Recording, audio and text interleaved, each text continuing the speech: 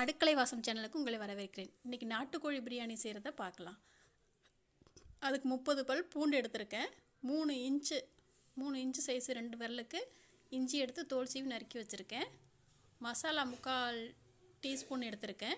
இந்த மசாலா என்னென்ன சேர்த்து பண்ணியிருக்கேன்னா 2 பே லீஃப், கால் டீஸ்பூன் ஜீரகம், அதை விட கம்மியாக சோம்பு, ஒரு நட்சத்திர சோம்பு, 2 கிராம்பு, ஒரு ஏலக்காய், இதெல்லாம் வெறும் வடை சட்டியில் போட்டு வறுத்து அதை பொடி பண்ணி எடுத்துருக்கேன். அதுதான் மசாலா.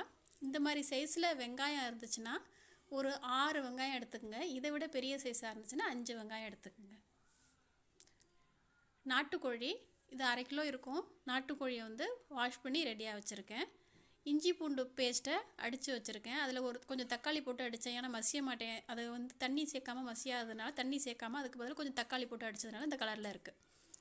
இப்போது சிக்கன் இருக்கு இல்லையா, அதில் ஃபஸ்ட்டு மஞ்சள் பொடியை போட்டுக்கலாம். ஏன்னா ஃபஸ்ட் நம்ம இதை ஊற வைக்கணும். அப்போ தான் இது நாட்டுக்கோழிங்கிறதுனால அவ்வளோ சீக்கிரம் வேகாது. 3 டீஸ்பூன் அதில் இஞ்சி பூண்டு பேஸ்ட்டு போட்டிருக்கேன்.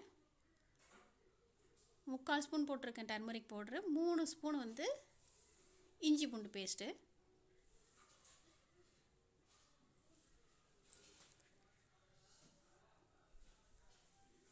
அப்புறம் அதில் தேவையான அளவு உப்பு போட்டுக்கலாம். இப்போயே உப்பு போட்டு ஊற வச்சாதான் பிரியாணியில் இருக்கக்கூடிய அந்த பீஸில் உப்பு சேரும், இல்லைன்னா உப்பு இல்லாமல் இருக்கும். அதனால் இப்போயே உப்பில் ஊற வச்சிடலாம். ஒரு கைப்பிடி அளவு புதினா கொத்தமல்லி போட்டிருக்கேன். அப்புறம் அரை லெமனை புழிஞ்சு அதோடய ஜூஸை ஊற்றி நல்லா பெசரி வச்சிடலாம். ஒரு 20 நிமிஷத்துக்கு மேலே வச்சிடலாம். இப்போ நான் என்ன பண்ணியிருக்கேன்னா ஜீரக சம்பா அரிசியை ஊற வச்சுருக்கேன். 3 கப் ஜீரக சம்பா அரிசியை ஊற வச்சுருக்கேன். அந்த ஊற வைக்கிற நேரத்தில் தான் எங்கள் அடுப்பில் குக்கரை எடுத்து வச்சுருக்கேன். ஏன்னா இது வதங்கிறதுக்கும் அது ஊற டயத்துக்கும் சரியாக இருக்கும். அதில் 75 ml எண்ணெய் ஊற்றிருக்கேன். எந்த சமையல் எண்ணெயும் அதை ஊற்றிக்கோங்க. ஊற்றிட்டு பட்டை, கிராம்பு, பிரிஞ்சி இலை, ஒரு ஏலக்காய், கொஞ்சோண்டு ஜீரகம், கொஞ்சம் சோம்பு போட்டு அது வெடிச்சதுக்கப்புறம் வெங்காயம், பச்சை மிளகாய் அது சேர்த்துக்கலாம். ஒரே ஒரு பச்சை மிளகாய் தான் நான் சேர்த்துருக்கேன். போட்டு நல்லா வதக்கணும். அது எந்த அளவுக்கு வதக்கணும்னா நல்லா ப்ரௌன் கலர் வரணும். அப்போ தான் இந்த பிரியாணியில் அந்த ஸ்மெல் சூப்பராக இருக்கும்.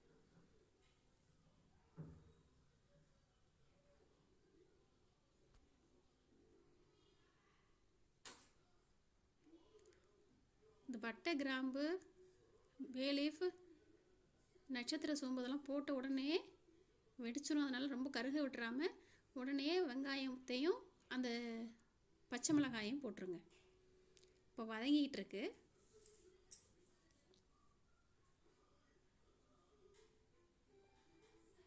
நான் இன்றைக்கி குக்கரை மூடி வச்சுட்டு செய்ய போகிறதில்ல, ஓப்பன் பேனில் தான் செய்ய போகிறேன். ஊற வச்சுருக்க கறி ரெடியாக இருக்குது.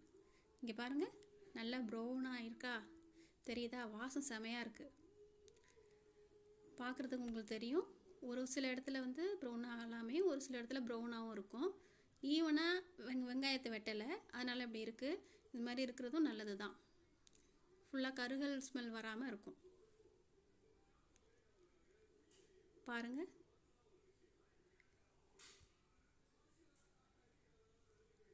இப்போ வதங்கிடுச்சு. தக்காளியை சேர்த்துக்கலாம்.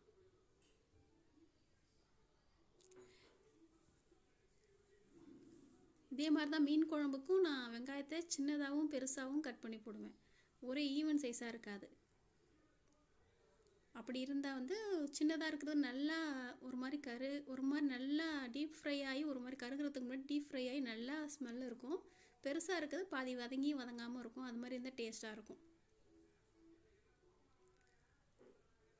இப்போ தக்காளி நல்லா வதக்கிக்கலாம். இப்போ இஞ்சி பூண்டு பேஸ்ட்டு மிச்சம் இருந்துச்சு, பேலன்ஸ் இருக்கிற இஞ்சி பூண்டு பேஸ்ட்டு இதில் சேர்த்துக்கிட்டுலாம். எவ்வளோ இருக்கோ அவ்வளோத்தையும் சேர்த்துக்கோங்க. நான் ஏன் இங்கே தக்காளி போட்டதுக்கப்புறம் இஞ்சி பூண்டு பேஸ்ட் போடுறேன்னா அடி பிடிக்காது அதிகம். இதே இஞ்சி பூண்டு பேஸ்ட்டு போட்டோடனே என்னன்னா அடி பிடிக்க ஆரம்பிச்சிடும். இதே தக்காளி போட்டு வதக்கினதுக்கப்புறம் இஞ்சி பூண்டு பேஸ்ட் போட்டிங்கன்னா அதிகம் அடி பிடிக்காமல் இருக்கும்.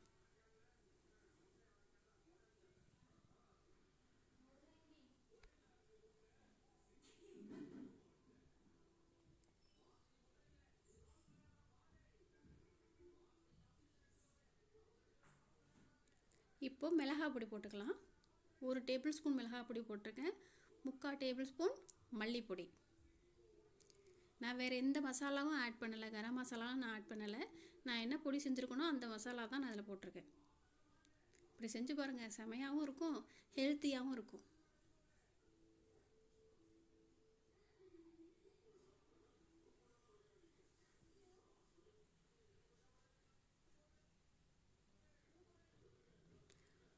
ஒரு 1/2 கைப்பிடி புதினா அதில் சேர்த்துருக்கேன். இந்த சிக்கன் ஊற வச்சுருக்கோம் இல்லையா, அதையும் இதில் சேர்த்துக்குவோம். நான் இன்றைக்கி தயிர் இதில் சேர்க்கவே இல்லை. ஏன்னா நாட்டுக்கோழியோட வந்து தயிரை சேர்க்குறது அவ்வளோ நல்லதில்லை.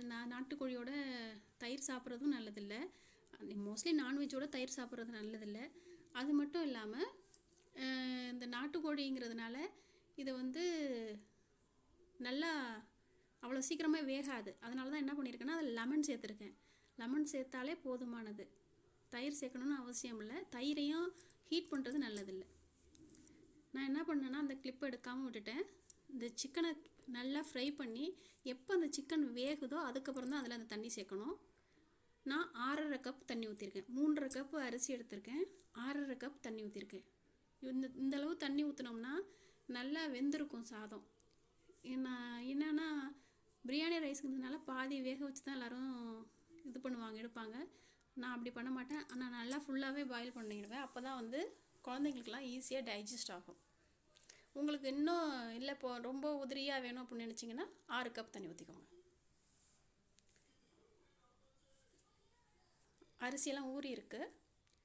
இப்போது தண்ணி கொதிச்சிச்சு. இந்த ஸ்டேஜில் வந்து நான் ஒரு பொடி பண்ணியிருந்தேன் இல்லையா, கரம் மசாலா பொடி, அதை வந்து அதில் சேர்த்துக்கிறேன். 3/4 ஸ்பூன் சேர்த்துருக்கேன், டீஸ்பூன். அது சேர்த்த உடனே அரிசியை சேர்த்துக்கலாம்.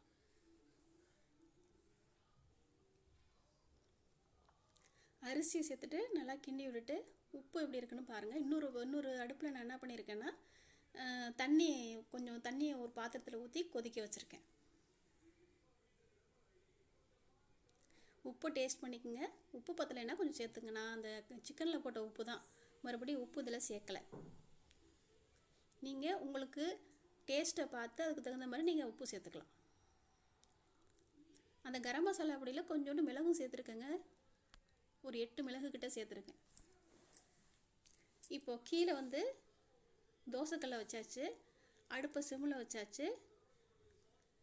மேலே வந்து ஒரு பிளேட்டு, இது உள்ளே போகாத அளவுக்கு ஒரு பிளேட்டை மேலே வச்சுக்கோங்க.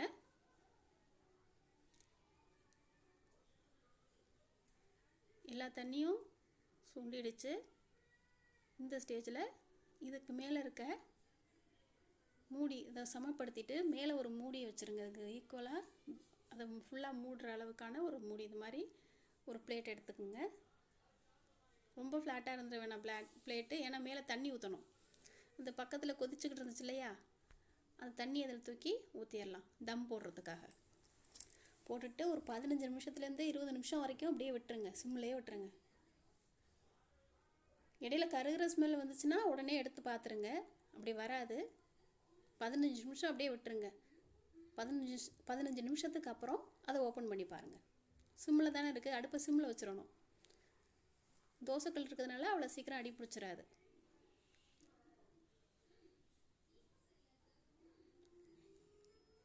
இப்போ 15 நிமிஷம் ஆச்சு. ஓப்பன் பண்ணி பார்க்கலாம். சாதம் நல்லா வெந்துடுச்சு. சிக்கன் நல்லாவே வெந்திருக்கு. ஏன்னா ஏற்கனவே சிக்கன் வெந்ததுக்கு அப்புறம் தான் நம்ம அதில் தண்ணி சேர்த்தோம். இது ஆறுனதுக்கு அப்புறம் நல்லா உதிரி ஆகிடும். சுவையான நாட்டுக்கோழி பிரியாணி ரெடி. உங்களுக்கு விருப்பம் இருந்தால் ஒரு டேபிள் ஸ்பூனோ ஒரு டீஸ்பூனோ நெய் மேலே போட்டு கிண்டி விடுங்க. அப்படி இல்லை, நெய் வேண்டியதில்லை அப்படின்னு நினச்சிங்கன்னா விட்டுருங்க. இது தேங்காய் எண்ணெயில் செஞ்சாலும் இந்த பிரியாணி சூப்பராக இருக்கும். நான் சாதாரண சமையல் எண்ணெயில் தான் செஞ்சுருக்கேன். தேவைன்னா நீங்கள் கொஞ்சம் நெய் சேர்த்துக்கோங்க. நன்றி.